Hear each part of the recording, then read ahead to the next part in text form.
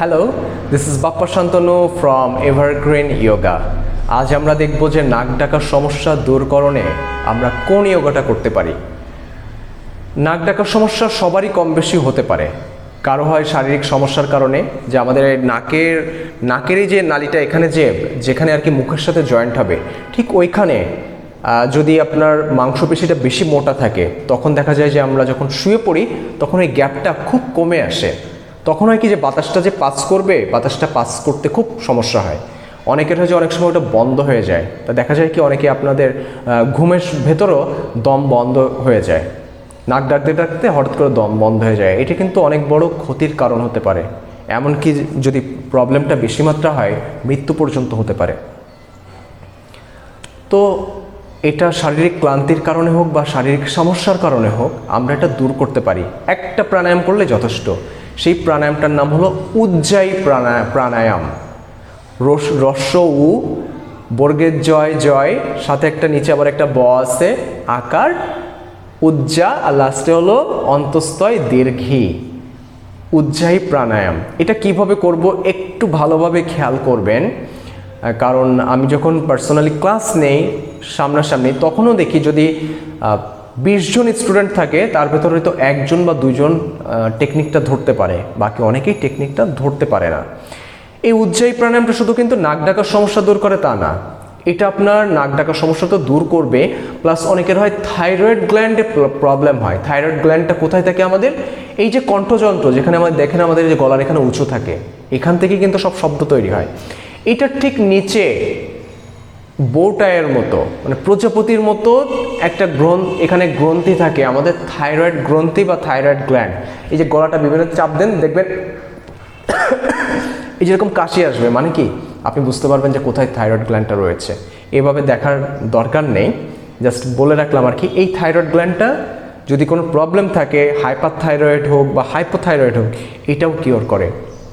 এবং আমাদের সবার গলার আওয়াজই ভালো আমি জানি, তারপরেও গলার আমাদের যে ভয়েসের যে ডেলিভারিটা, কথা বলার যে আওয়াজটা যাতে আরও সুন্দর হয়, আপনি উজ্জায়ী প্রাণায়ামটা করবেন, দেখবেন খুব সুন্দর কথা বলতে আরও খুব সুবিধা হবে আপনাদের।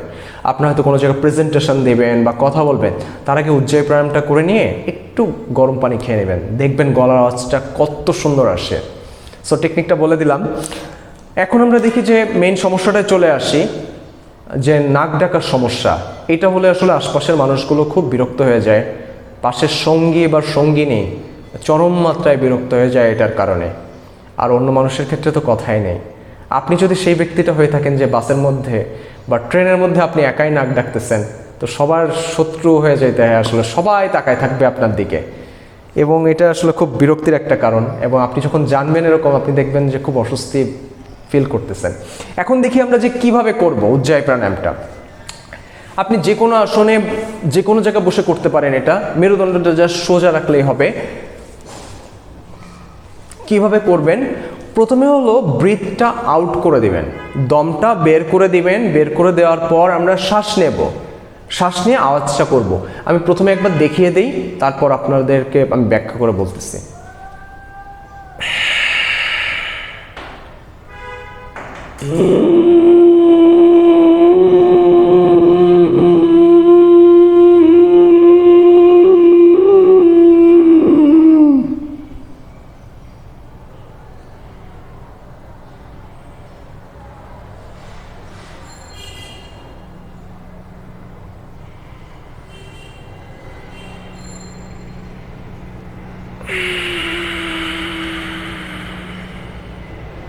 আপনাদের এরকম হাত দিয়ে এটা বোঝানো, মানে দেখা করার দরকার নেই, এটা আমি বোঝানোর জন্য করলাম আর কি।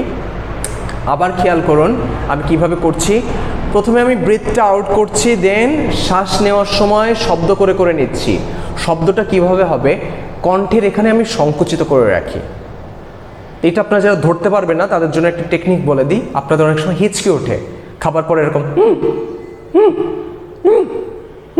এরকম হয়, অথবা আপনারা যখন অবাক হন, এই যে টানটা দিচ্ছি বা এই যে হিচকি উঠতেছে, এইটাই কন্টিনিউয়াস ভাবে করে যাবেন।